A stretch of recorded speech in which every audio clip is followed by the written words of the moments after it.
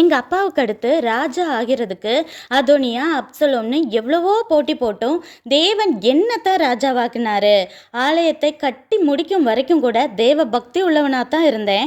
அப்புறம் பிரம்மாண்டமான அரண்மனை என்ன, அழகழகான பெண்கள் என்ன, அடுத்தடுத்து கல்யாணம் என்ன, ஒரு பக்கம் ஆடம்பரமான ட்ரெஸ்ஸு சாப்பாடு, இன்னொரு பக்கம் கொட்டி குவிந்த பொன் வைரம் என்ன, என்னை பார்த்ததும் எல்லாரும் ஓடி வந்து தரும் மரியாதை என்ன, இப்படியே என் கவனம் உலகத்தின் பக்கம் திரும்பியது. பெண்கள் மேல் உள்ள என் அளவுக்கு அதிகமான ஆசையே அவர்கள் சொல்வதற்கெல்லாம் தலையாட்டி விக்கிரகத்தை கொண்டு வந்ததுனால எனக்கு விரோதமாய் எழும்பின சத்துருக்களோடு போராடியே வாழ்க்கை வெறுத்து போய் எல்லாம் மாயை மாயை என்றேன். என் அப்பா போல நானும் பாடுகள் வழியே சென்றிருந்தால் உலகத்தையே பார்த்து கொண்டிருந்து தேவனை விட்டு தூரம் போயிருக்க மாட்டேன் என சாலமோன் புலம்பினார். பாடுகள் இல்லாத ஆடம்பர வாழ்க்கை வாழ்றவங்கள தான் தேவனால ஆசிர்வதிக்கப்பட்டவங்கன்னு நாம நினைக்கிறோம்.